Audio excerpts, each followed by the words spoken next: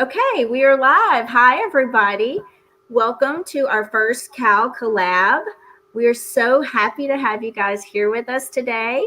I have Barb with Knotty Yarnies, and I have Lorraine with Chatelain Makes. And these two ladies are amazing crocheters and knitters, so I'm so blessed to have them here with me. Lorraine with Chatelain Makes, and these two ladies are amazing crocheters and knitters, so I'm so blessed to have Lorraine with Chatelain Makes. And I hear somebody's echoing. You guys have your headphones. Give us 1 second.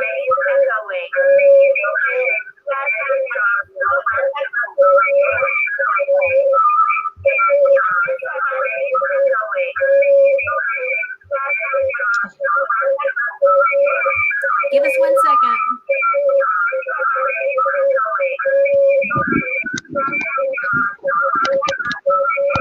Let me see their thing open. Is that it? Better? It stopped. All right. Sorry about the technical difficulties and everybody getting a splitting headache. I hope not. We are all new at this, so thank you for bearing with us for a second. I wanted to welcome everybody in. First of all, I see we have Elise. Hi, Elise. We have Linda. We have, let's see, Julie Woolley. My Julie Woolley is here. Good to see you. And we have Brianna. Nice to see you. Welcome. And we have Amigurumi Ninja. I'm just going to call you Ninja. It's nice to see you, Corrine. We have Nancy. Hi, Nancy. And we have Sarah, Crafty Mom, aka Sarah. And we have, if I mispronounce your name, please forgive me, Ice from Oslo. Ice. I hope I said that correctly. We have Erica, the Lopsided Crafter. Good to see you. We have Robin here. Ingrid, my friend Ingrid. So good to see you here from South Africa. And let's see. Did I get everybody? We have the Quilty Crocheter. Nice to see you. Teresa Burr Dukes. It's nice to see you. Joyce. Hope Mahoney.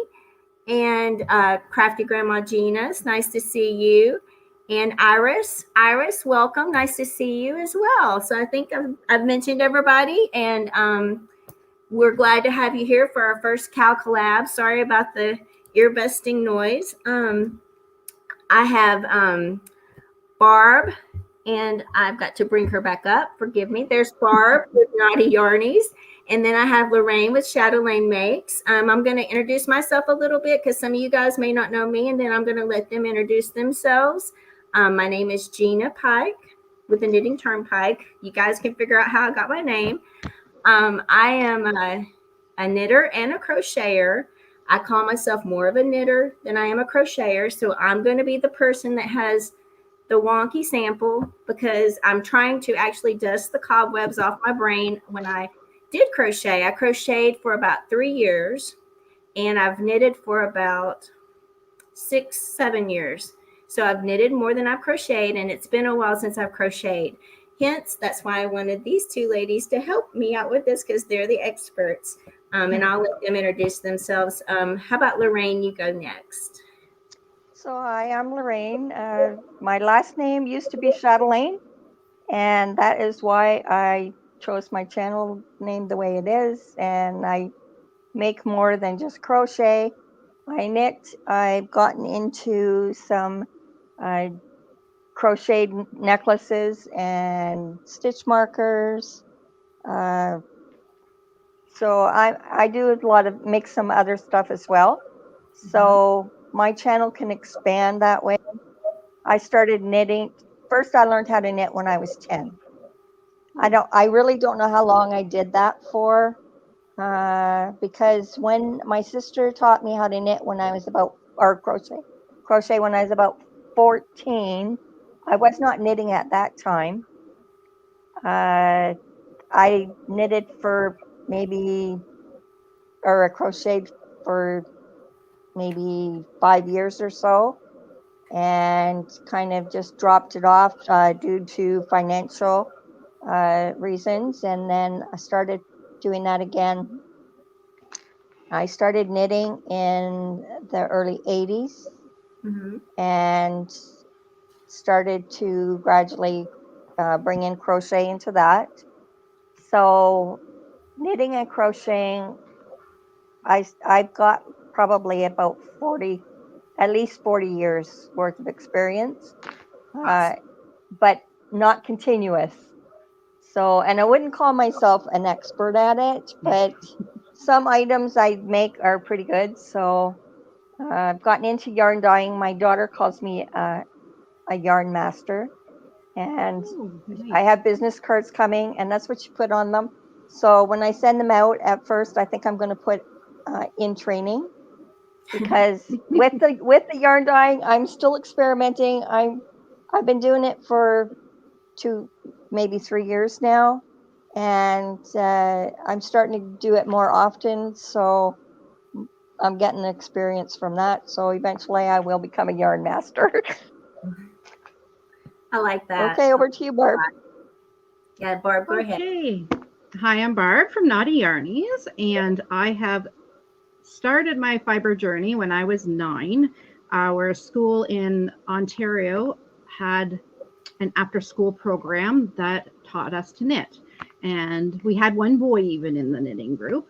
And we started off with just the long needles. I don't even know if they had the circulars back then, honestly, and if they did, I didn't hear of them. And I just basically started off with square things. So like dishcloths or an Afghan scarves kind of thing, and mostly garter stitch, seeing that it was straight. And I really wasn't into the purling because I was a thrower at that time. Then and I really didn't knit anything besides if I knew somebody having a baby, I would knit them a baby blanket. And that's all I really had time for in my early life. Fast forward to, I guess, 2014, and my sister-in-law introduced me to loom knitting.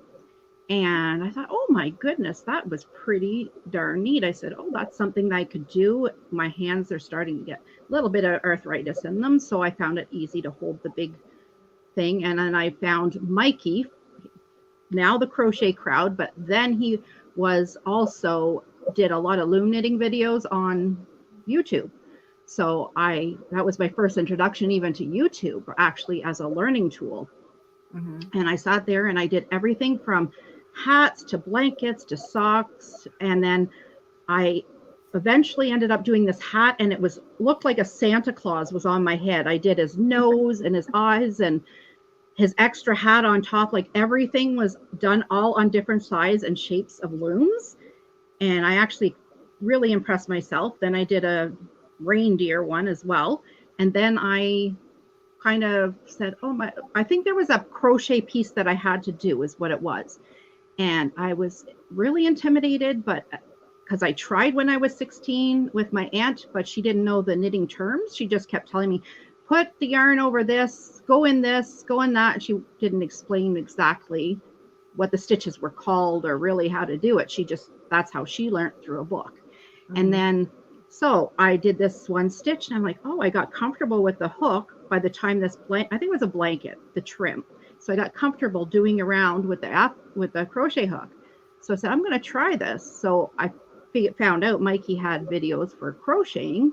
So I went on there and I seen a little girl's dress, and my husband's cousin was having his first baby, and we knew it was a little girl. So I said, jumped right in. I said, I'm going to do this little dress. It's called the Little Sweetie dress. And I highly recommend you go check that out on the Crochet Crowd video tutorial and do the frilly one. Oh my gosh. If you remember back when we had those Barbie dolls and our maybe great aunts or grandmas all made them for your bed, and it frilled all out in a circle.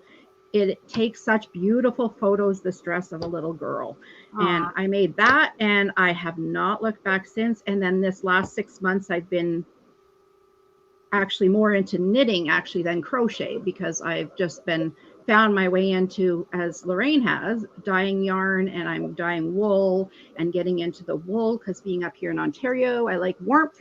So yeah, so it's kind of, I'm always working on something crocheted, always working on something knitting as well.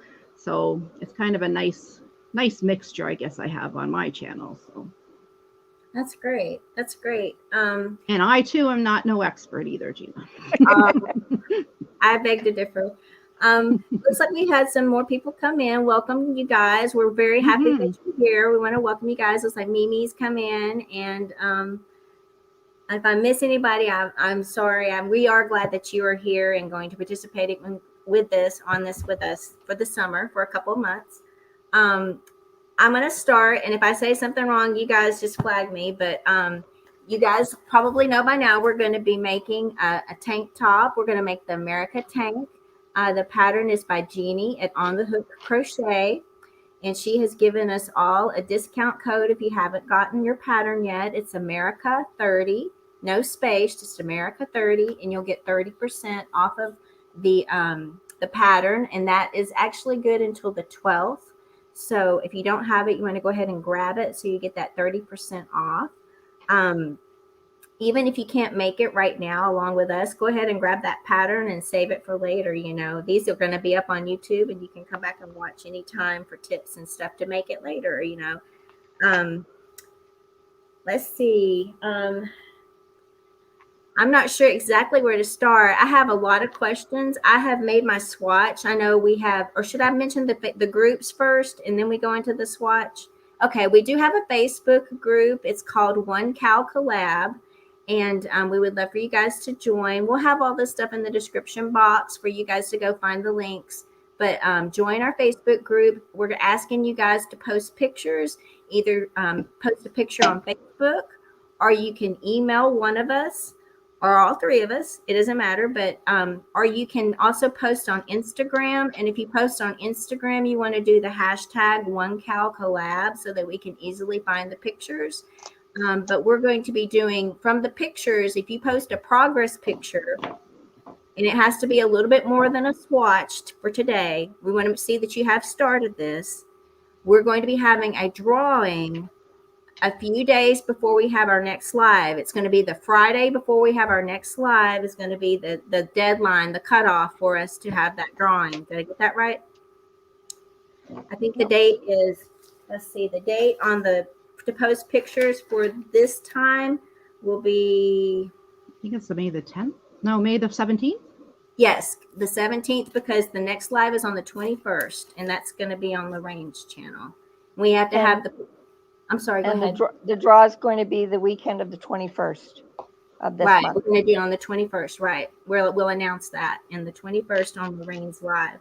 So you guys want to participate? There's lots of good prizes. Barb's going to give a prize. Lorraine's going to give a prize. I'm going to give a prize. And Jeannie's going to give a few prizes. So they're going to be all kinds of different things. And we would, you know, if you guys are going to make the top, you might as well get a few prizes as you go along and have some fun. So we're here to encourage each other and support each other throughout this whole process. You can ask us questions in that Facebook group, and you know, and that's also why we're having the live as well, for you to come ask questions. But you know, if you can't make the live, you can ask us questions in the Facebook group, and one of us will respond so that we can, you know, support each other, help each other. At the end, we all want to have a beautiful tank top to wear this summer.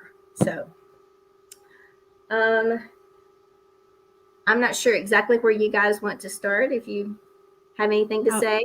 How about just maybe chatting about our swatches and the yarns we're using, and maybe with the hook size, how we decided the sizing of our yarn, and then just go from one to the other person. So I'll let you go ahead and start then. Okay. So what I decided after I looked at the pattern, I decided on the kind of the color and the material that I wanted to use. I knew I wanted it to be soft so that I didn't have to wear like a t-shirt or a tank top underneath. And even though I'm in Ontario, it still gets up to 40 degrees Celsius on some days in the summer. So I decided to go with Bernat Softy Baby Colors. Whoops, got to remember where my camera is. And it is the colorway of Yellow Rainbow. and it's a number 3 weight yarn. So what I started with for my swatch was, on the label it says 4 millimeter, so I decided I should start with the 4 millimeter to try. So when you're starting your swatch, you go up a needle size from what it would say on the pattern label for your size. So because I'm going to use the 4 millimeter on the main body, I thought I would start with the 4.5 millimeter to do my starting chain. Okay, so that enables it to be a little looser if you're a tight chainer. I don't know if that's a word, but it is now. So then I did that, and then I switched, of course, after my chain, I switched to the 4 millimeter for the main body, and I decided to do double crochet for mine. I wanted to start with that as a starting point because, of course, it'll be a little bit quicker, but I wanted the kind of ease through, like the wind, I guess, would maybe go through it, but not be so wholly. So I'd be able to maybe wear a sports bra underneath, like a solid color. So if you've seen it, you thought it was a tank top or something. So I was pretty lucky, guys. I got it the first time I did my swatch. I was really happy with the drape.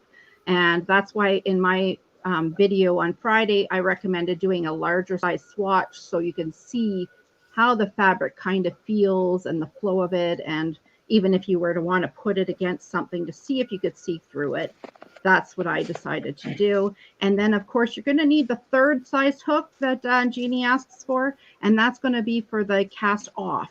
And that size hook is going to be smaller than the hook that you're using on the main body. But we don't need to worry about that for the swatching at all. But say I did this and I did it in a different stitch, or I did it and it was so tight that it kind of felt ruggish to you, like that it was so dense, and you want just frog it and start a new swatch.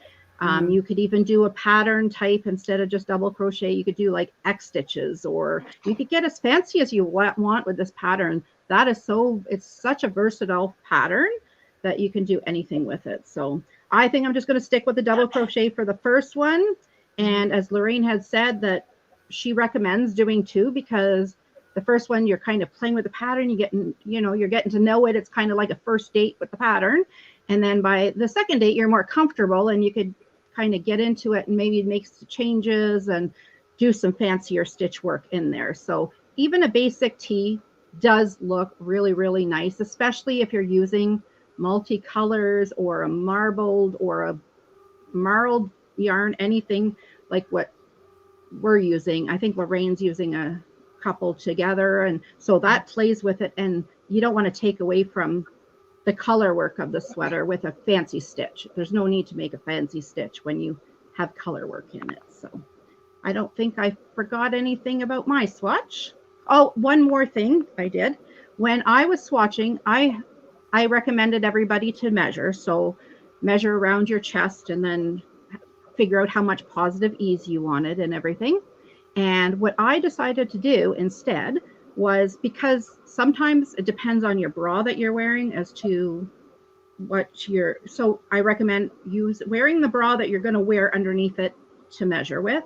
Or what I did this morning was I went through my closet and found a shirt that I like the way it fits on me, and I'm measuring that as a go-to. So I have it's just a t-shirt. It's not stretchy or anything, and I just like the way it fits. So I measured the t-shirt to know the width that I would like.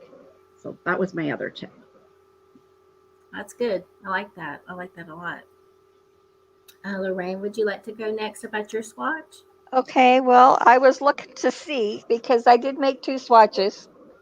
And because I decided I wanted my stitches closer together, so that it wasn't as open. And I can't find that one.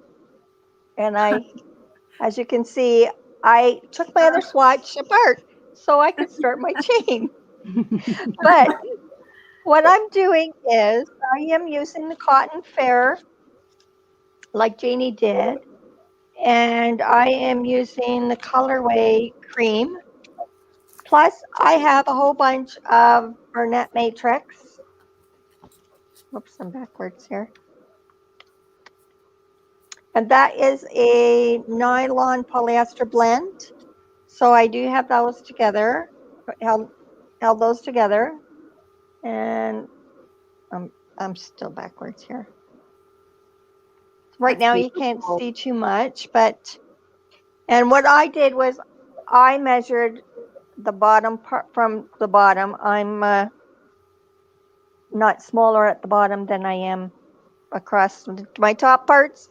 So I measured and then I just added a few more inches onto there. And so my top will be good for when it's hot because it has the cotton. And on the cooler days here in Alberta, in Canada, when the sun goes down, it cools off quite a bit. So then I can still wear my top, and the stitches will be close enough that I won't have to worry about wearing something underneath. Good. Because when you're over a certain age, you don't need the extra heat. You're trying to take your clothes off. So yeah. So that's my mess. I was looking for my small swatch that I showed the girls earlier, and I can't find it. It's here somewhere, but can't find it. Oh well, You I'll posted find it it in eventually. the Facebook group, didn't you? I know I posted just the larger one that I made, Actually, Okay. I could but get a picture here. when I find the smaller swatch that I did with the actual needle hooks that I'm going to be using, I will post the picture in the Facebook group. Okay. And anybody that wants to post on the Facebook group, all they have to do is uh, ask for invitation, like just ask to join, and it's just a formality. I just go, and because I'm the admin, I set up the group page, and I just accept you. And once you're accepted, then you can start posting. Very cool. Very cool. That's exciting. Okay. Is it my turn? Yes, it is. Okay. Certainly. All right. Now I think it's kind of interesting. We're all kind of doing different types of yarn. I like that. I'm going to be using a Lion brand. It's a Trubu cotton. It's not cotton. It's rayon. It's bamboo rayon, and it's really soft. But I did do my swatch. I did it in double crochet, and it's so wonky. So we can all have a good laugh at it because I didn't count anything. I can see my edges going in. And I'm like, it's just a swatch. So I didn't really stress about it. But this is what it looks like. And I'm liking the drape. As you can see, it's got a really good drape on it. I picked this yarn because I am a bamboo. I love bamboo, and I live in Texas, and it's warm all the time. And I'm at that age where I'm kind of warm all the time. So I wanted something just kind of lightweight, soft, and cool. It feels cool to the touch. So that's why I picked it. And I picked a color that I normally don't pick, but I'm spice up my wardrobe a little bit. And let's see, I have a couple of questions about the swatch, being a newbie type of a person and haven't done it in a while. When you start, well, maybe it's for when we start it. I should maybe wait. I have questions for when we get this started. But as you can see, or no, here we go. I'm sorry, I've got too many questions in my brain. I was wondering, since this is a rayon fabric, I've heard that will grow as you wear it, like it'll stretch out. Should I have, or I can still do this if you think I should I wet it and hang it, do like a hang swatch test to see if it will grow as it hangs? Like, I mean, if I'm going to be wearing this and it starts to expand a little bit. I haven't done that, and I was just wondering if that's something you guys think I should do. Normally part of my blocking normally part of my swatching is actually cutting the yarn from the ball, washing it, and doing all the things you would do with your sweater that you're making. So I would normally do that. I even sometimes, if it's an unknown fiber to me, I would walk around with it under my bra strap for a day and see if I have a reaction, because that's my most sensitive areas right there. So if I would have a reaction, I know not to even bother with it. Same thing though.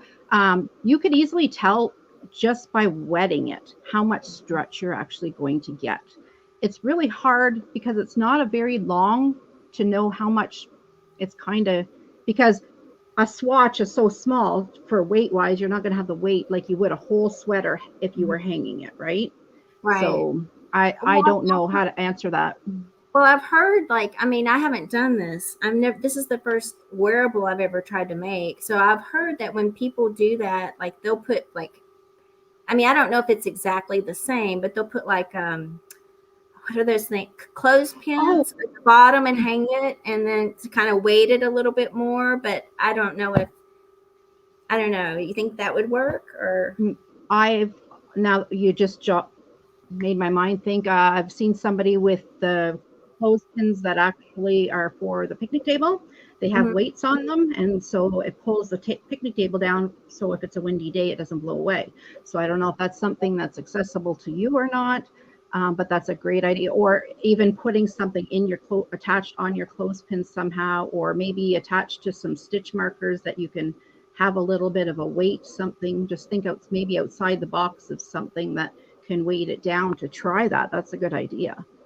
Okay. I'm seeing some comments that some people are saying that they would do that. And I think the reason why I'm really focusing in on it is because, I've measured myself and I've been trying to figure out how much positive ease to add to it. So if it is going to go down, the positive ease has to come from somewhere. So I'm going to lose the looseness. I like my things pretty loose, as you can see. Comfy.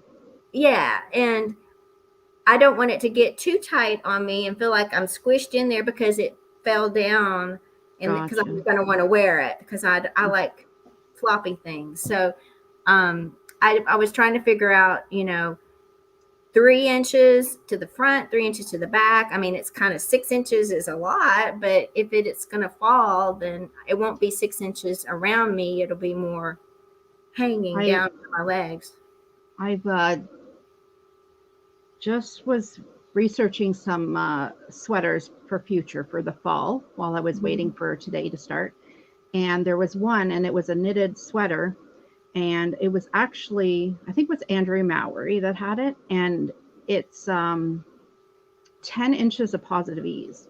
And it sounds like lots, but when you get it on, it's actually not. And I believe in one of her videos, she had explained the same thing that you had mentioned, that it does pull down a little bit, even after blocking still a little bit more, and therefore pulling in more in the sides. So if you are wanting it to be a little bit more baggy, instead of getting it where it's going to stretch a bit and then be more suction to your midline, you probably want to make sure you have a good amount of positive ease. So yeah, you're probably sitting at the lower end of the positive ease that I would actually do.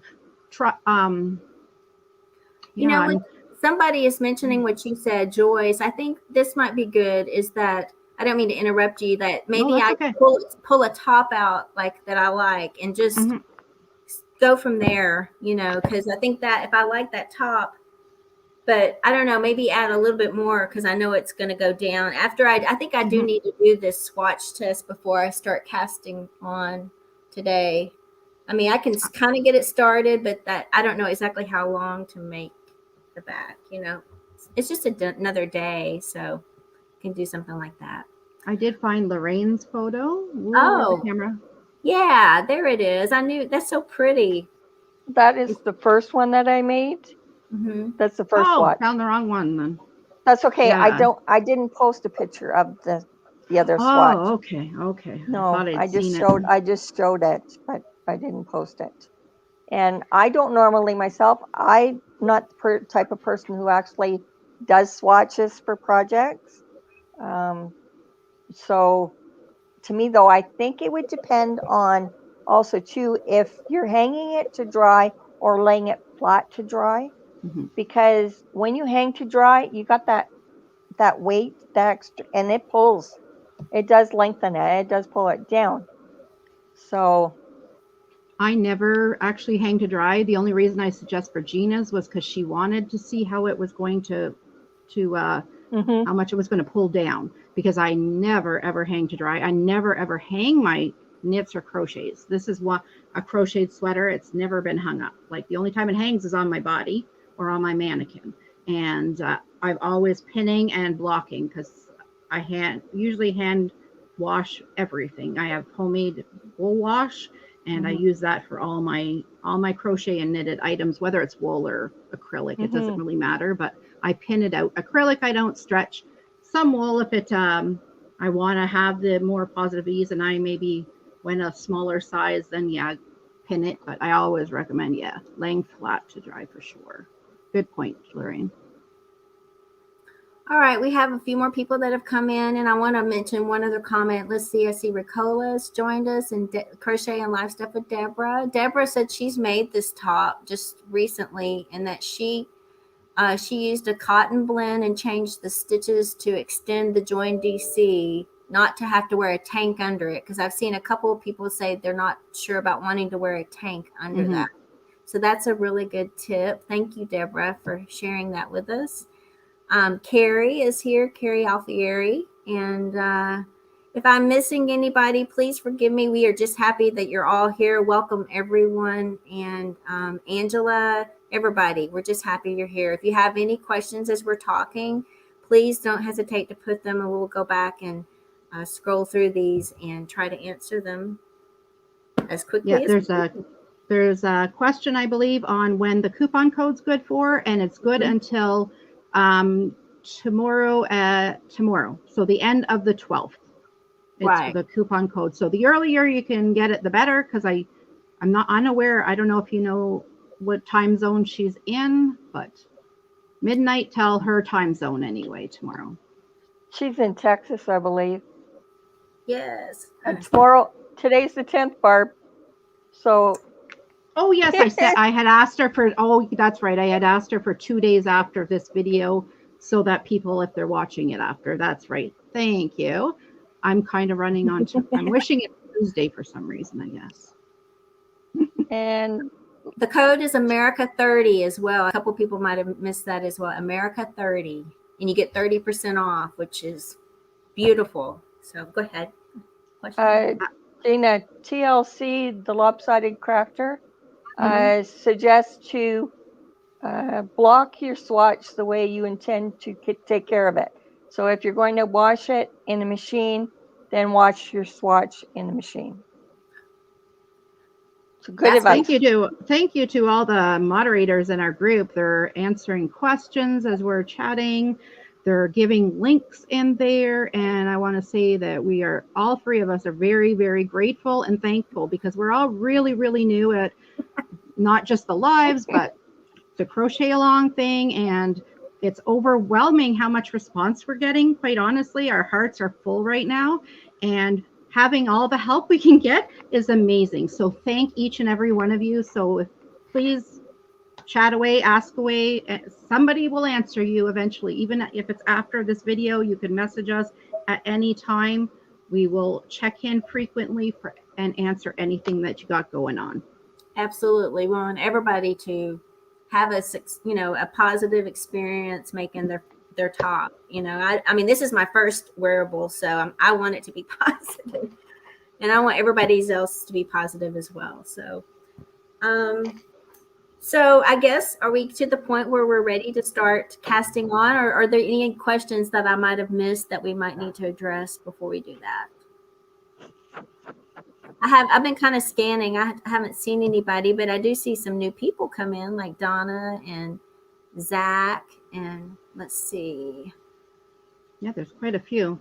I think everybody's been really, really great with answering the questions in there.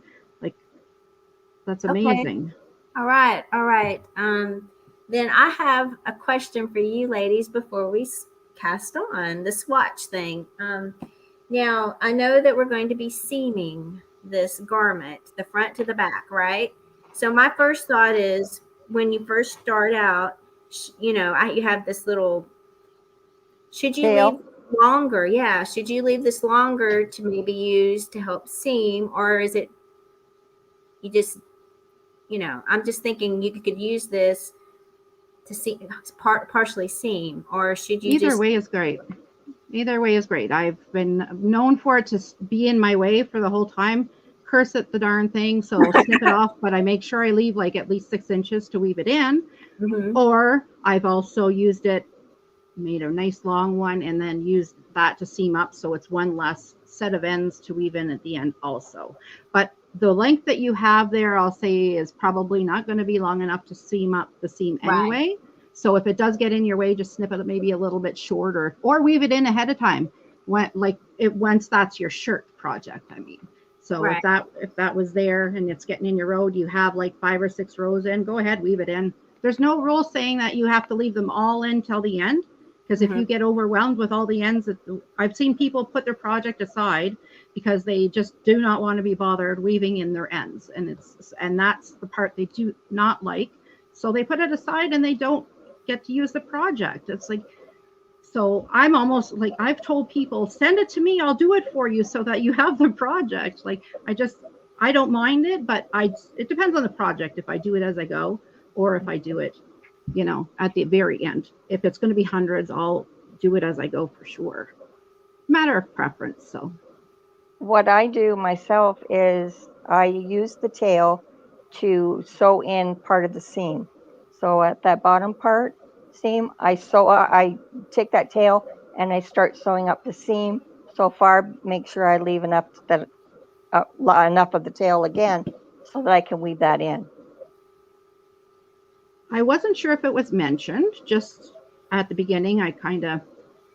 My heart was racing. I was so excited, between excited and nervous. I don't know which one I was more of, but I wasn't sure if it was mentioned, but please make sure to give all 3 of our channels a subscribe, a like on our videos, so you can, we're all sharing the lives. So every 2 weeks or more, there will be a live. And so if you aren't following us, you won't know when those are.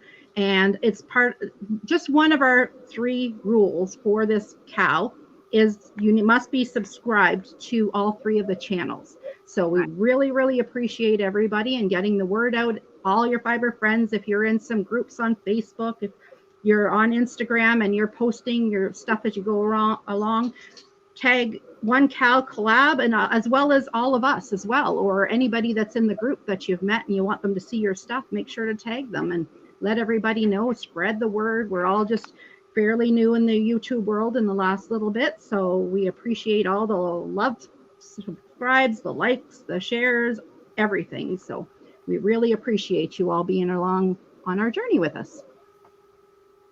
Absolutely. Couldn't said it better. Somebody said something. I can't find it. Let's see. Robin was saying about the tail that she leaves it in to help her keep track if the front or the back, if it's the front or the back side of the fabric. Okay. Very good point. Yeah. Yeah, very good point. Mm-hmm. I use a different colored stitch marker to mark my front once I get up so far, and then I know this is the front side. And I put a progress keeper on the front side of mine instead. So I get fancy little dangly ones from Etsy, and my last one's a Tim Hortons mug, and I bought that from Whimsy and Sassy, and I'll put that on the front side of my work. So I know that if I'm supposed to be on the right side and it's not looking at me, I'm like, oh, I made a boo-boo somewhere. So I'd have to go back and try to figure out where that was. Right. Okay, so I think the first thing that you have to do, I read, most of the pattern. I'm not going to lie. I haven't read the whole pattern yet. Sorry about that. I'm a little behind. You guys know me. I'm always running a little bit late. But you have to measure. You have to measure yourself. This is a very adaptable pattern.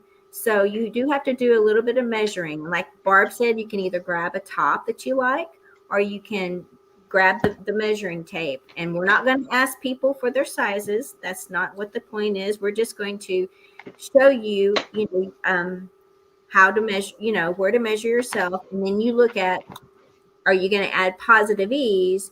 And then you start crocheting your swatch or the bottom of your top, and it has to match the length that you decide to make it. Is that correct? Did I say that correctly? Mm-hmm. Okay. Yeah, you did.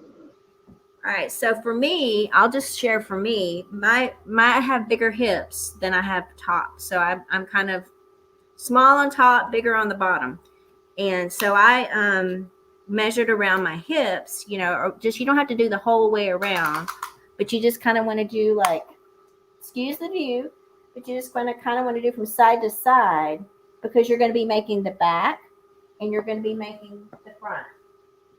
So you just do from side to side and you write that down on your pattern. She gives you a spot to write that down.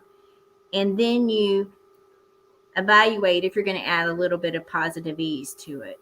Yeah, that's the picture of the top that Barb is showing. Let's see if I can make this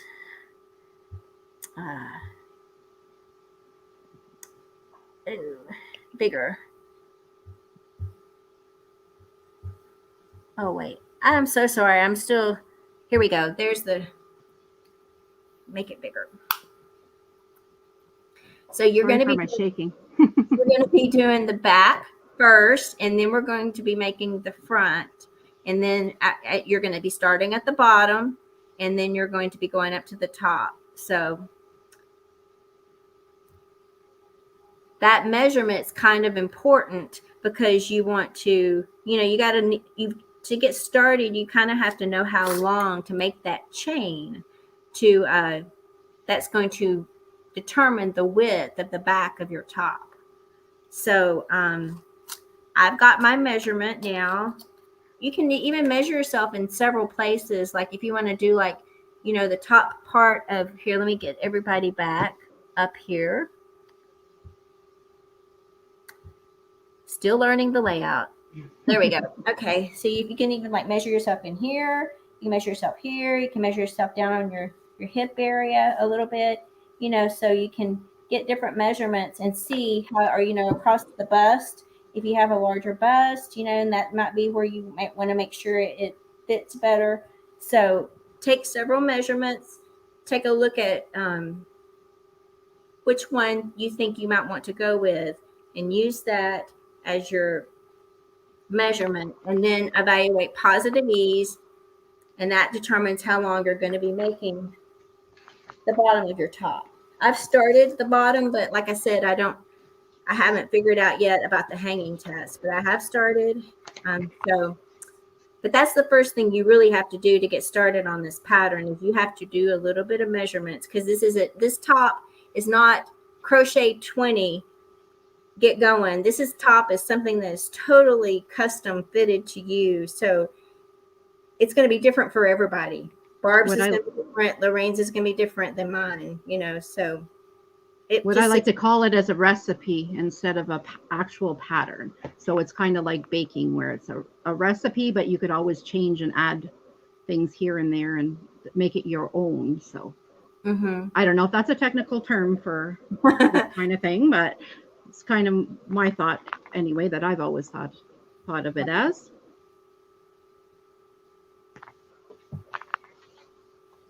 Did you start with the larger hook for your chain? Yeah, I wanted to ask you guys, do you guys do the, when you get started, do you do the regular where you just chain and then come back and go into the chain? Or do you ever do a chain? This is the chainless foundation, single crochet. Do you ever do that as well? I mean, which one do you prefer? I'm not that good at doing the foundation, so I love the look of it too. I just don't like it, but I do it especially like I did it for this, and I would do it, especially since it's a wearable. You just actually put that in my brain that it's like, oh, that's a good idea. So look at that. Even though I've been crocheting that long, it's like you're giving me ideas, and it's like, yeah, that makes such a cleaner line. Or the next cleaner line that I find is in your chain. If you look at the chain facing you, there's a little back bump on every chain. And you can go into that back chain. So it leaves the chain part on the bottom of your work. So it looks more finished than if you were going through two. So, and it's also in the back. So you can kind of see the shape of the chains after you're done. So that's my next go-to. Well, actually that's my first usual go-to. And then the third would be if it's something I'm just going to sew after, if I'm maybe putting trim on and I'm not worried about it, which I still might do because I might put a ribbing at the bottom. I'm not going to worry about it. I'm just going to go through one of the, like probably the top hook of the chain and go along, because then I'm going to have the 2 left to go into to start my ribbing. It just feels like to me like this chainless has a lot more give than when you do my swatch was done with the chain where I went back and went into it. It wasn't chainless, and it feels like it's not super tight, but it feels like there's a little bit of at a point where this one feels like it has a little bit more stretchy.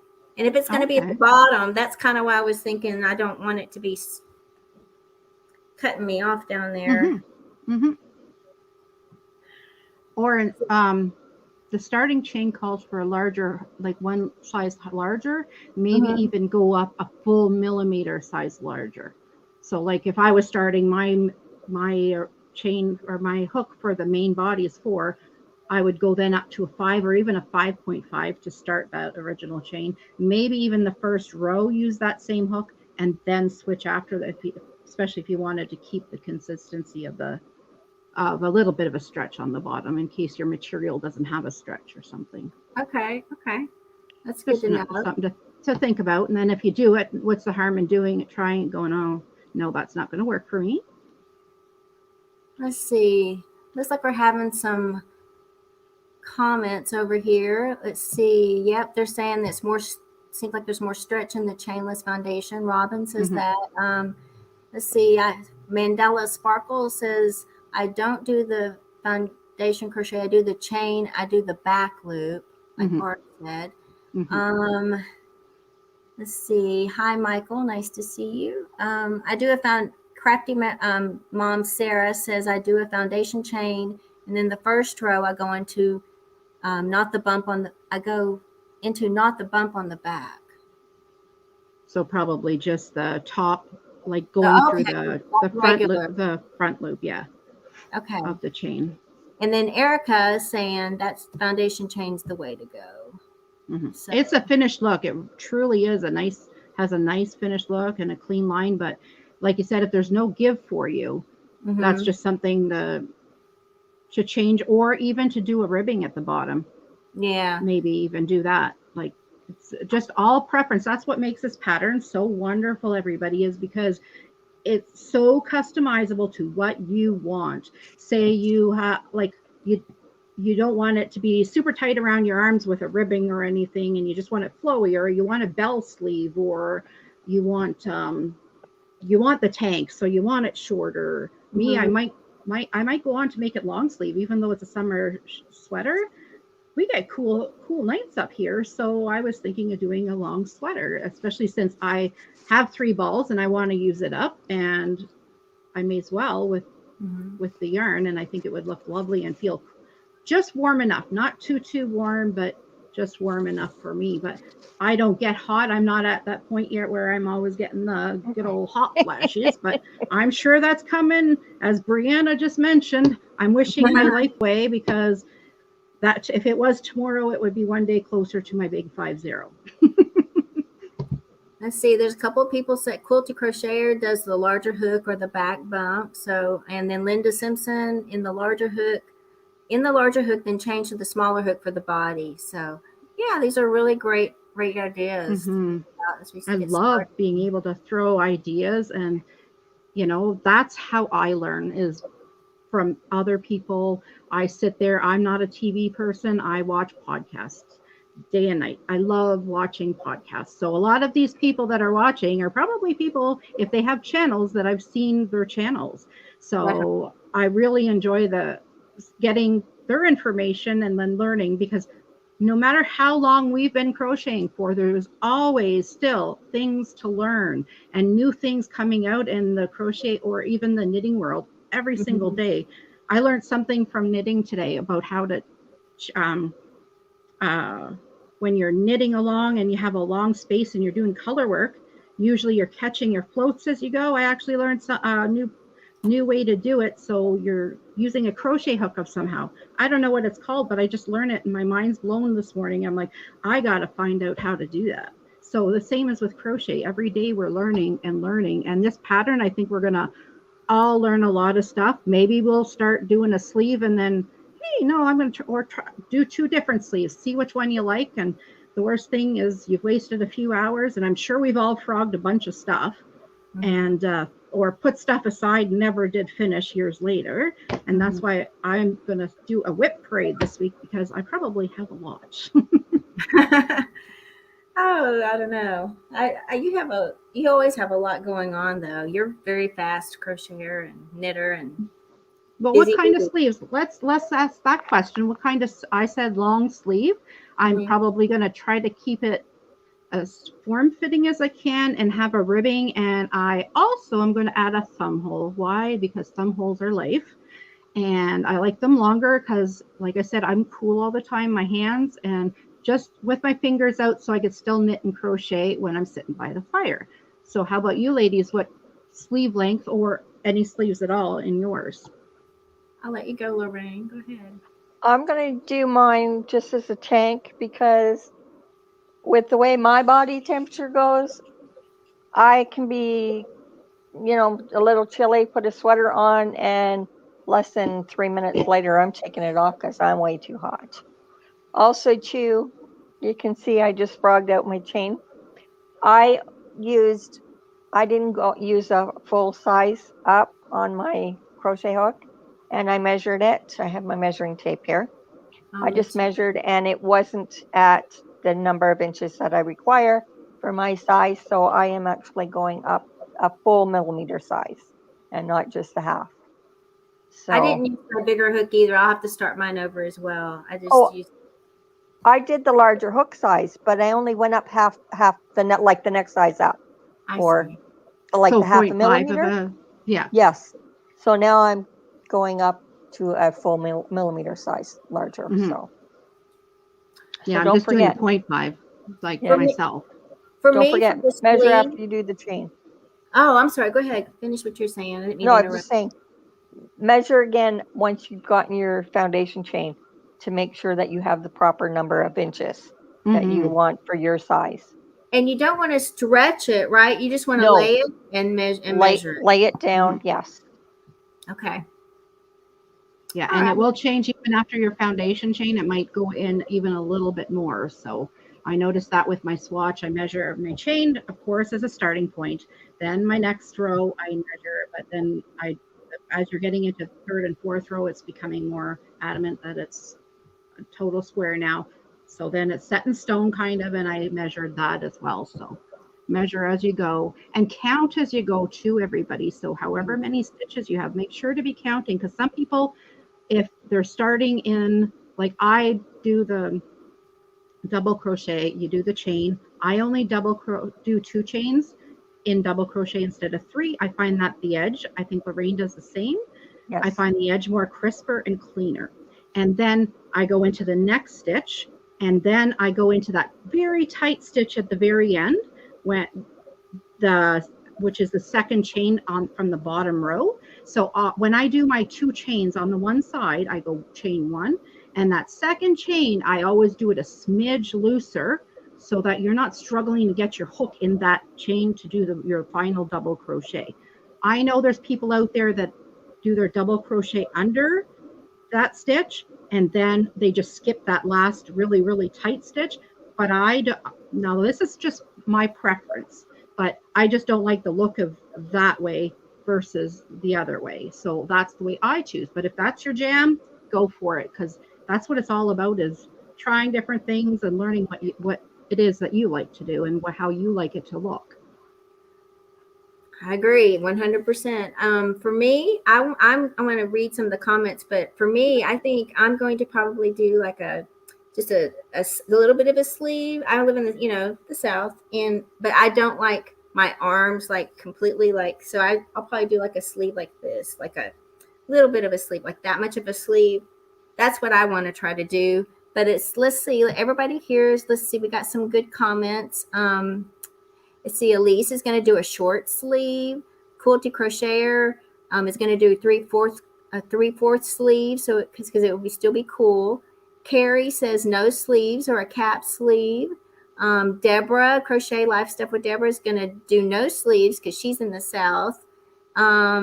Let's see. Joyce is going to do a form-fitting cap sleeve, just covering her belt. Northern Knits Podcast is going to do elbow length sleeves, given the tunic length that she's planning. That sounds lovely. Hi, Priscilla. It's good to see you, and Crafty Grandma Gina. And let's see. Brianna is going to do no sleeves. She wants to complete to wear on her honeymoon at the beginning of July. Oh my goodness, Brianna, congratulations. That is awesome. We will get this done. You might have to do a little bit ahead of us because I think we're finishing in July, but you can totally do it. We've put enough time in here that you can get this done. Absolutely. And then you can be our cheerleader. But we are so happy for you. Congratulations. Can't wait to see pictures. Exactly. You have to share it all with us. And let's see. Okay, Barb. Asa. I think Asa, is it? Please forgive us. No, Asa. Asa. I think I'm right with Asa. I think. She's thinking she's going to do sleeves. She's just getting started. Sleeves is a long way ahead. I totally get that. Let's see.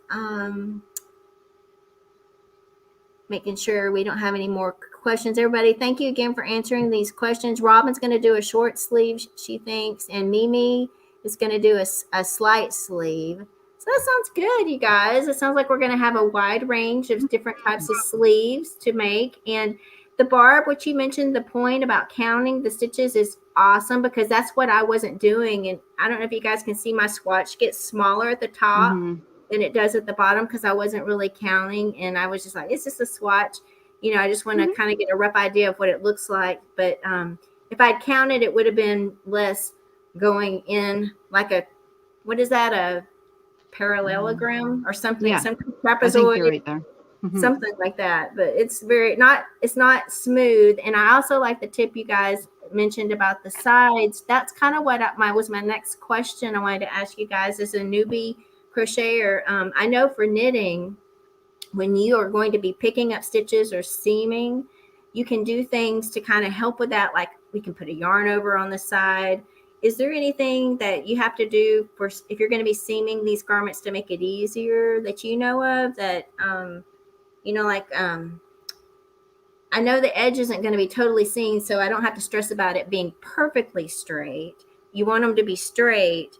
But, when you go to seam them, is it hard to get the hooks in there to seam it together? Or there's so many different ways to do that, but we can cover I'll let you know how I would, 2 ways that I would do it, and Lorraine, then pass it to Lorraine. But oh my gosh, the spider's just climbing up. Well, I'll get to him later. The way I do it, okay, I put the side to side, because since this is in 2 pieces, I would put the good sides facing each other. And I would either do a mattress stitch with a needle instead of a hook, because I find it a lot tighter for the stitching down the side. So I would just stitch into the back loop of both needles. And there is a lot of YouTube videos on the mattress stitch, so I recommend, like, the Crochet Crowd is awesome, Marley Bird is great. There's a whole bunch of them out there that you can go and watch, but just type in the mattress stitch on search and try to see who you like as a YouTuber to follow, because I might learn from Mikey from the Crochet Crowd, and you might learn better from Marley Bird. Somebody else might learn better from something else. A little tip: there's a slow down button so that if they're going too fast, you can slow YouTube down so you can follow along, and they're going a lot slower pace, okay? And then the second way I would do it, if I really didn't care about a seam too much, if I'm using a thinner weight yarn, if you're using a chunky, I wouldn't necessarily want it because it's kind of chunky, but you could also do a slip stitch into the same way you do the mattress stitch, and that way you have your ball and you're not just cutting along and guessing how long of a string you want. And then you could just kind of go through with a slip stitch all the way up. And that way too, a slip stitch, the thing that I like about that is maybe it's uneven by the time you get to the top. Shouldn't be, but if you're newer, it could work out that way, because I mean, as long as you're stitching one from one side, one from the other, you should be matching up. but you Right. could also miss and end up with going horizontally, and that will add up by the end. But you're going to have a thicker crease. Just keep that in mind on the inside. So that might take away, if you're using a chunkier yarn, from your positive ease. So it's Right. just something to think about. But it's easy to rip out. So if you mess up, you could just, whoop, done, you know, start again. So, but Okay. if you're unpicking the mattress stitch, yeah, that's not fun. So it's just a matter of preference. Those are my two go-tos. How about Okay. yourself, Lorraine? I use an invisible seam, do an invisible seam. I don't know if it's a mattress stitch or what it is. I just put my insides together, so my insides are facing, so that I have both the outsides. I turn it inside out, and then I take stitch markers and I pin at the beginning, at the end, and then I work my stitch markers up, and so that my fabrics are laying flat. And then I start and I go from the stitch on one, like on the front, I'll go into the corresponding stitch on the back side. And what I try to do is, when your stitches are together, I go like I'll pull on the inside stitch and the inside stitch on the other. So I won't go through both the full stitch, like both loops. I'll go through the same loops on both the front and the back. Mm-hmm. And it gives me a more invisible seam. It sure sounds So like the mattress stitch, Lorraine, because that's yeah, exactly what I do, is the two back loops, and you're going in and out. But do you leave it loose and then you pull it tight and you're pulling a lot of stitches at once? no, Is that or one at a time? no, I pull them snug, each stitch up. Okay. And Yeah, I when I think get that's the so mattress far stitch. up, then I check it. Hmm. And if I have anything that's loose, I'll go back and work it up with my That's a good needle. I'll tip. just, Yeah, that's a good tip. yeah. But I use a lot of stitch markers. I do put the insides together, and and make sure you have that you're actually sewing it with the insides out, Mm-hmm. because it will affect the seam. I've done it where I've had the one side was the right side and the other one wasn't, and it's like I'm turning it right, and I'm looking after going, oh my god, and I tried it, and then I had to take it all apart, and That's it's like where, so fun. guys, it's important, like what said about leaving your stitch marker on the right side, like, or progress keeper on the right side, and then leave it there even when you're onto your next side, and then Hmm. have your right one. You make your stitch markers or progress keepers kiss, and then you do your seam, because then you'll know that that's the right side. You're hiding your stitch markers, and that other side is the wrong side. So you know that you're 100% on the right track. You don't even have to have a mind to think about it, because I have my days where some days my mind's just not there, and easy is the way to go for me on those days. And that's just one of the things that I've learned to do over the years to make it easier for myself. And don't sew your ends in. Don't sew your ends in on your seam size till your seam is finished and you're satisfied that you have a nice smooth finish, Mm-hmm. that your seam is nice and smooth. Then Good sew point. your ends in, because you don't want to be pulling at those threads trying to get your yarn out to resew it, because I've had to throw projects out because of that, and that's sad. Yeah. Yeah. So Gina, because yours is going like at an angle, right? Which way do you think you did? Do you think you missed that last stitch, the one in the tight, or do you think that, I don't No, know what? okay. It Do looks you like, have the same maybe you have the same stitch count and your gauge is just changing as you're crocheting up higher?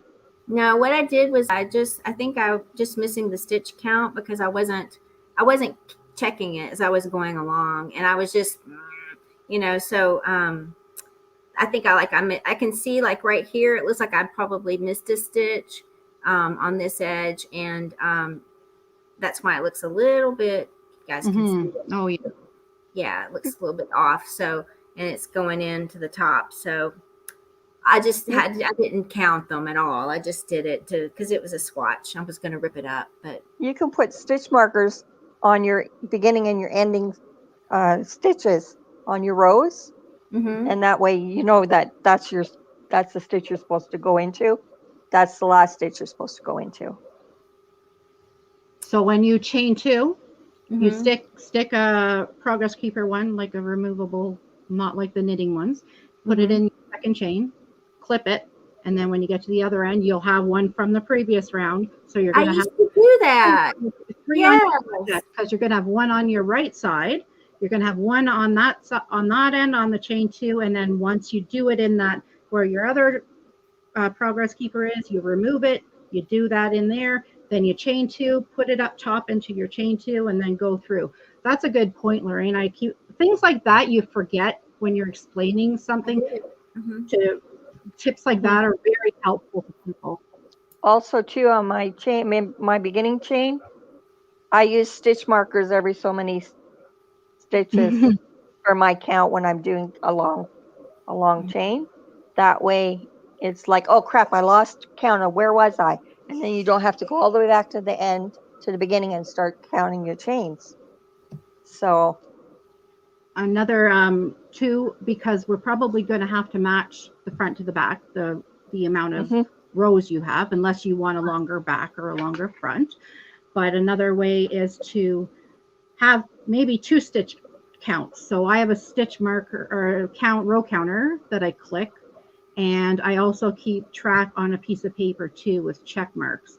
And as worst case scenario, you go back, and if you can tell, if you're experienced enough to tell how many rows you have.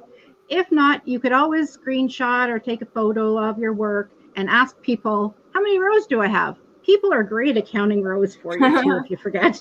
Okay. That's interesting. No, I was wondering about that, about if I needed to count the rows as I went along so that I know that my back has 40 rows and my front needs to have that's just a number 40 rows so that they match. Well, if you want to make another one, you'll want to know every step of the way that if you absolutely loved the way that one fit, you're going to want to do it the same way. Now, maybe if you want to do it, it wasn't as long as I'd like it. Okay, I knew I did 40 rows. The next one I want to do, add a couple inches, and by your swatch, you knew how many inches per row. So you could add that on your measurements for your next one. So you don't even have to think about measuring as you go for your second one. You just know it'll work out right. Right. Let's see. Have you guys been seeing if there any questions that we might need to go back and address? I think a lot of the people in here that are like Lisa has been catching a lot of them, and I know I appreciate that very much. Let's see. Here's something. Priscilla said that she always works when she's seaming. She works a single crochet in the edges and then seams her tops. So I guess she puts them together, gets them connected, and then matches. Yeah, she's probably slip stitching. You can also single crochet also, and have just a nice little ridge. It's on the inside of your project, so nobody's going to see it but you anyway, but it might give a little bit more stability too, especially if you're doing more form-fitting one, so that it doesn't get, if it does happen to stretch around the bust or something, or you had a nice good solid meal and you need a little stretch around the waist, well, you're going to have a little bit stretch on the sides where your seaming was, but if you did a single crochet, you would see that single crochet instead of just like one single strand of yarn around it. So it'll give you that extra little chunk on the seam for you. It's all a matter, this whole pattern's all a matter of preference and how you like to do stuff. Absolutely. And I wanted to say hello. Let's get some more people. Sarah, and I know Mary Martin's saying that this will be her first CAL. So we're glad to have you. It's my first CAL as well. So welcome. We'll be experiencing this together. So that's going to be good. And let's see. Ingrid's given a tip saying that she would use different stitch markers for the front and the back and put a stitch marker that is the same to mark your insides or outsides, whichever you prefer to mark. And I know see Lorraine has something to say. So. Uh-oh. Oh, we can't hear you, Lorraine. Hold on. I think I might have. There we Okay, go. ahead. So I don't know if I muted myself or not. I think I muted you accidentally. Okay. Crochet Life and Stuff with Deborah just asked that question. How do you all mark your work when completed so that you can easily see what is the front, the back, the inside, and outside? I personally mark my projects with colored stitch marker. I mark the front, and I'll mark on my pattern or on a piece of paper that color stitch marker is designated to the front or the front right or the front left if you're doing like a cardigan or something like that. And I won't use that stitch marker in that project in any other spot. It's just designated for that. And then I'll do the same thing. I'll use a different color stitch marker for the back so that I know this is the back and this is the right side as opposed to inside out. So hopefully that helps you, Deborah. Helps me too. Yeah. So, Yes. Yeah, And all those others who haven't asked. yeah. I use little doohickeys like this guy. Oh, wait. Yeah. Try to get him to stop. I don't always crochet because I don't always crochet. Oh, wait. Yes, I do. That's So I bought that for the crochet along here. That'll show the front of my project. So after I'm just a couple rows in, I will add that right on there and it'll stay on there till I'm completed and sewn in. Very cool. So I guess everybody's going to get started. My next question for you guys, Lorraine and Barb, is I have a feeling you guys have done this because y'all are way more prepared than me. Have you broken the pattern into, this is for like probably where you should be by the next time we meet? And, you know, there's 6 meetings we're going to be doing. Have you broken it down? Where that, I'm wondering where that would fall, if you don't mind sharing. I haven't personally broken it down, but I have a knitted test pattern that I'm waiting for the pattern to come that I'll be doing in between.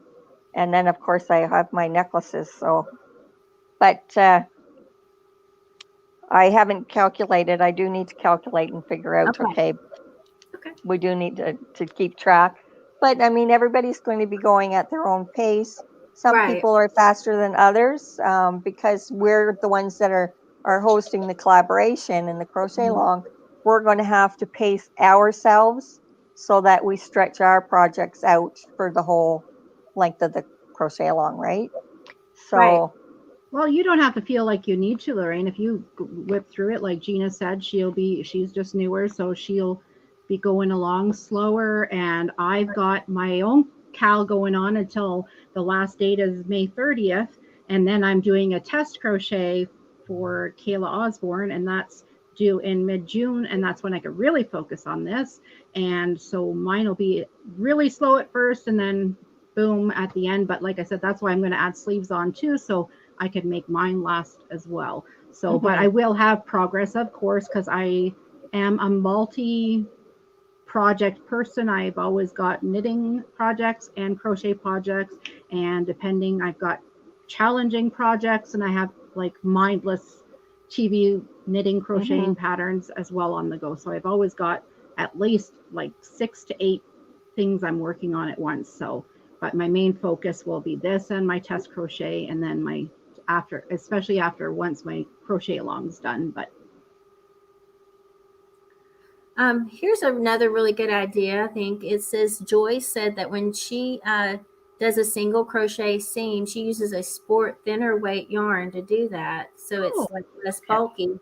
I've never heard of that. That's a good idea to remember as well when we get to that point. I never even actually. I love writing down tips and tricks like that. So I hope you don't mind if I write your idea down and even maybe one day share on my podcast on my tips section. Really good. Thank you, Joyce, for sharing that with us. Let's see. Are we to the point where we should talk about next meeting and moving along with that and our giveaway? Sounds good. Anyone of you guys want to take the lead on this, or you want me to do it, or what do you want to do? So I'm going to be hosting the next live. Hopefully, I won't have any technical difficulties. And I will be giving away some homemade stitch markers. I had planned on something different, but I switched up my prize because I am also going to be doing a bonus prize at the end. So in order to participate in that draw, you must be subscribed to all 3 of our channels. You must have your subscriptions made public for the weekend that I mentioned, the weekend of the 21st. So somewhere between Friday, say supper time, whatever your time zone is, until the Monday when we do the live. Because I'm not sure when I'll be doing it. Just know that I'll be doing it sometime over that time, and the 3 of us have to get together, make sure we have everybody's names down. We will be doing a number generator instead of posting names, so we will let you know who is our winner. The live will be the same time on the Monday the 21st. No, Monday the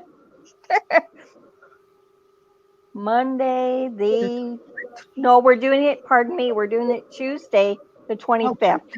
25th, yeah. 25th, because that is long weekend for us here in Canada, and some people do stuff, so it will be on the Tuesday, same time, on the 25th of May. So But make sure. Oops. What's that? Go ahead, but it's on the Range channel next time. Yes, so it's on my channel. So we will let you know on the lives who's doing the next, hosting the next live. So make sure, if you don't make it to our lives, make sure you watch the replay as soon as you can before possibly the second Monday. We're trying to do them on the Mondays, but if something happens, we change it. So like this one, next one coming up.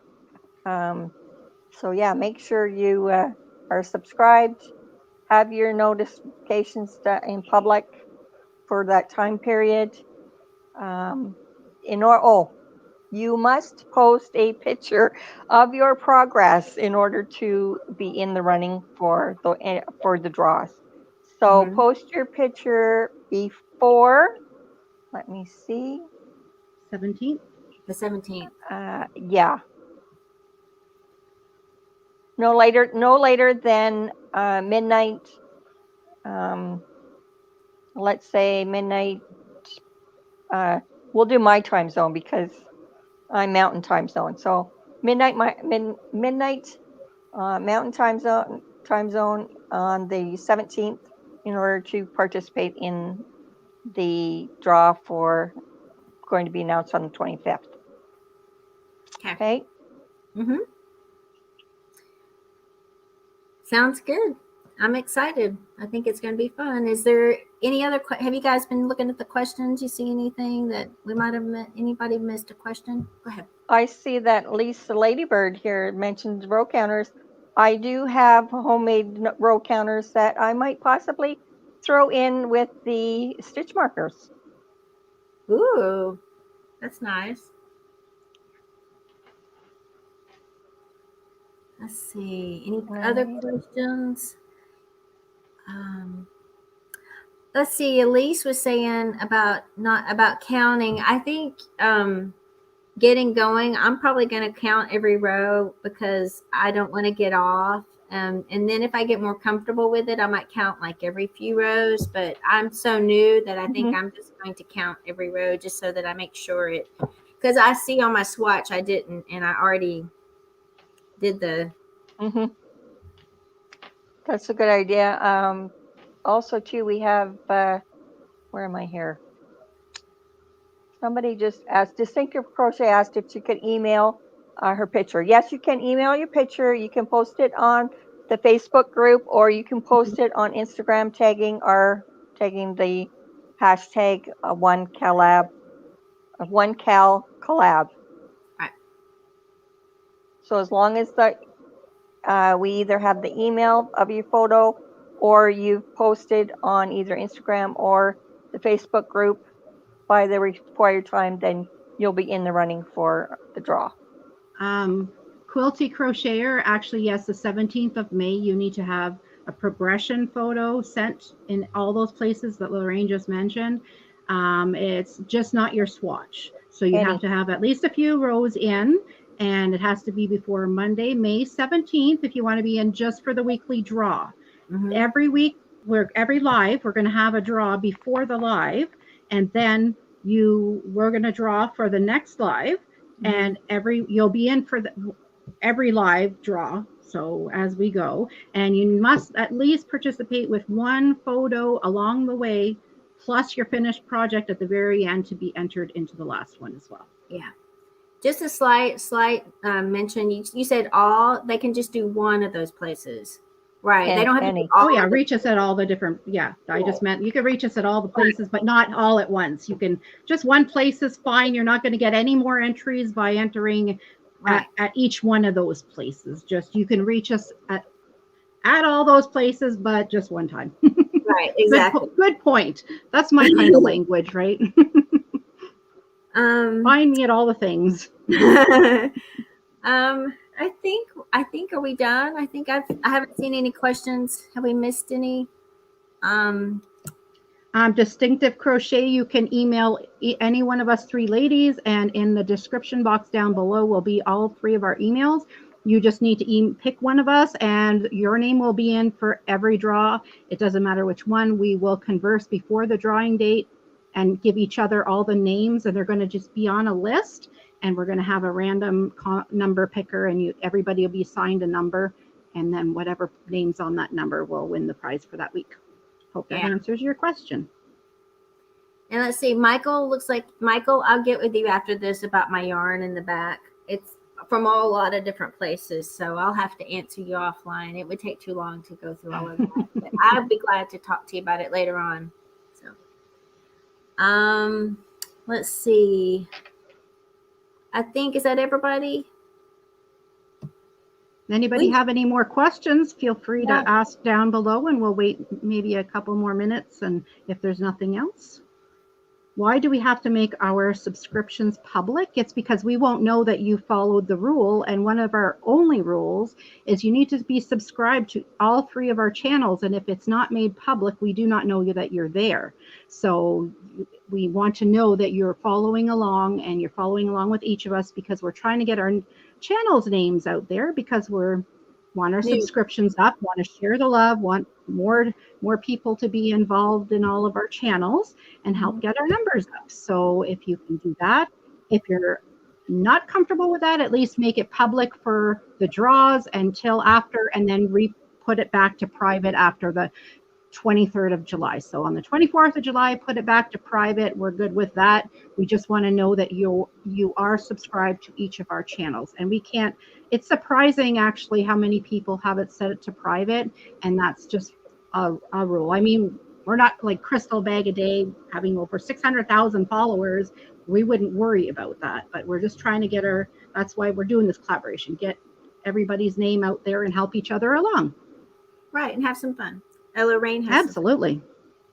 Yes. So you need to, like Barb said, you need to make your subscription public so that we can tell that you are subscribed to our channels, but you only need to make it public for that time period. Okay. So sometime on the 21st of May, if you have your subscriptions made that are set to private, put it on public, and then on the 24th, because we will have drawn by then, you can switch it back to private until the next time we do another draw. Okay, when we do another giveaway, then you do the same thing. We'll figure out approximately when we're going to do the drawings, and then set your subscription to public, then switch them back to private. I know myself, I have subscribers that I don't know who they are because I wasn't notified, and if they don't leave a comment on my videos, I don't know. I have my subscribers listed in my book when they subscribed and their YouTube name. So that, but they maybe later on they're unsubscribed. So this way we can go and check that channel and see that yes, they are subscribed. So that is like we want to get back to our subscribers. So that is one reason why you need to be subscribed, and that we need to see that you are subscribed. But you only need to be public for that short period. Right. I had noticed a couple of questions. One was how to tell if you're public or private. There's lots of YouTube videos. YouTube's your friend, guys. Like if you type in the search bar what you're wanting to learn, you can learn everything from how to start your own YouTube channel to how to change your settings to be public. So type in the search bar in YouTube, how to make my it's called a channel, because even if you don't have a channel, you actually are signed up for a channel. If you're signed into YouTube, you actually have a channel started. So just type in how to start it, how to make my profile, I guess you would say, public. And then the people will tell you on the video, show you how to make it public for you. And then Michael also asked on what we were doing. I mean, all the links are down below, and then people have been putting them down there. But here's the photo, Michael. This is for you. This is the pattern that we're following along. And just go to the links and type in America, all in capitals, with the number 30 for 30% off Jeannie's pattern. Right. Go ahead, Lorraine. Okay, so on my mobile app, if you go to YouTube and go to click on your icon at the top corner, and then go to your channel. I don't know if you can. And settings, probably under settings, sorry, this right? is kind of at the top is kind of blurry, but at the top corner there are 3 little dots. If you click on that, it will have settings, and then you can click on settings, and then go down and I'm not sure, it might be general. I'm not sure. You'll have to go on to probably each one to find out which one you want for. Oh no, history and privacy. Yeah, history and privacy. Yeah. Nope, don't think that's it though. Robin, I can also check for you real quick. I know where your channel is, so if you want, I can double check that for you. Yeah, that's a good idea. If anybody wants us to check, if they don't know, just let us know, and we'll search and see if we can see you on our channels. And if we can, that means you're public. And if we can't, we know you're private, and we'll try to figure out, maybe we'll find a link of a video that shows it in 2 minutes, how to change your setting, because I don't know, and it might only be able to be done on a laptop instead of on a phone, because I know I can't do it through my phone. And so I could only log into my laptop. I can't even do it on my iPad, change my settings. It's very limited on those but devices. Some people only have their phone, so it has to be you have to be able to do it that way. I couldn't find it myself, so I'm going to have to look up the video myself, because I'm in CALS all the time and I don't even know if I'm public or not. Yeah, if you guys have a question, just email one of us and we will figure it all out for you. We don't want you to miss out on it. We'll look, Michael, to see if you're public or not once we're done with this, for sure. Okay. I don't think he is, because I don't recognize that name. I haven't seen it come up. Normally, if you add the channel, like say Michael, you're coming from Gina's channel, I haven't got a notification since Friday that said Michael has subscribed to your channel yet. Yeah, I've had probably about 5 only notifications out of about 30 people that joined my channel since Friday. And only 5 of those people have been public names that I'm actually able to see that they joined my channel. So you'll want to make sure to do that, or ask. We don't mind answering any of those questions and finding out for you at all. Honestly, we'd love to help you out there. You're welcome. All right. And also Gina asked if you would look for hers also to see if, I'm sorry, I'm assuming it's a her, but there's Carrie Mills. It is. Okay, so to check that one too. Absolutely. Not a problem. Yeah, you can just send us an email to get us to check for you. That way, then we can email you back and let you know. Yeah. As Even opposed private to message on Instagram too, but Right. email's the best way. And email truly is, I get a notification sound, like I don't always message back, but if it's something really important, I will. I have allotted like 2 times during the day when I do my social media, and then I try to go off social media for the rest of the time. But if I notice that it's a pretty important question, I will go and tap on it and answer back. Okay, sounds good. I don't have is there any more questions or anything, you guys? I haven't seen any. Ladybird said that Michael is public. Okay. So good. Michael, if you are public and maybe you've liked my channel, Knotty Yarnies, months ago, and I just don't remember the name, or I don't recall it, but don't be surprised. I might have seen it when it was through the night and I just kind of, half asleep and didn't notice it either. So, but we can certainly check to ourselves. Yeah. Okay. Well, do you guys have anything you want to wrap up before we leave? And if you guys could, Barb and Lorraine, if you want to just stick around after I end the broadcast, we could just make sure we absolutely, yep, collaborate before we go on. But please like everybody the video so it gets on the algorithm for more people, because they can still view and still get the coupon code, for the next couple days. So we'd appreciate anybody also that's watching after it's live. So not everybody's available at a 24/7. We get that. So we're appreciative of everybody here live and also anybody that is watching later. Thank you. And everybody who is helping us moderate. Lisa, thank you so much for doing that. I know it's late for you you're across the pond. Thank you. I didn't even know you're going to do that. Thank you for doing that. The kindness of your heart. We appreciate it so much. Really, really sweet. Thank you. And I know a few other people have been answering questions as well. We appreciate that. And I guess the next time we're going to be meeting is 21st on Lorraine's. Don't forget to say the 24th. 25th of May. I think I'm going to be early.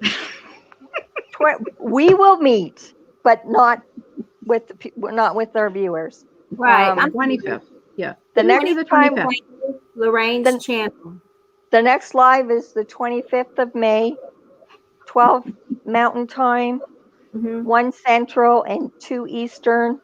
Any other time zones you'd have to check, but it's going to be the same time as this one was aired. We'd like to thank you for coming and joining this with us. And please like and share it out. Post it on your social media. If you have social media, let your friends know that your Yarny friends, they may like to come and join us as well. So like to say once again, thank you for coming and supporting us with our endeavor. Absolutely. We're very, very humbled today. Yeah. Thank you all. We will see you guys very soon, and come with your questions when we meet again. So, and if you do have questions, you can post them before we meet again in the Facebook group as well. So, you don't have to just wait till we meet again. So, thank you guys. We will see you soon, and happy crocheting. Happy crocheting, everyone. Thanks. See you next time.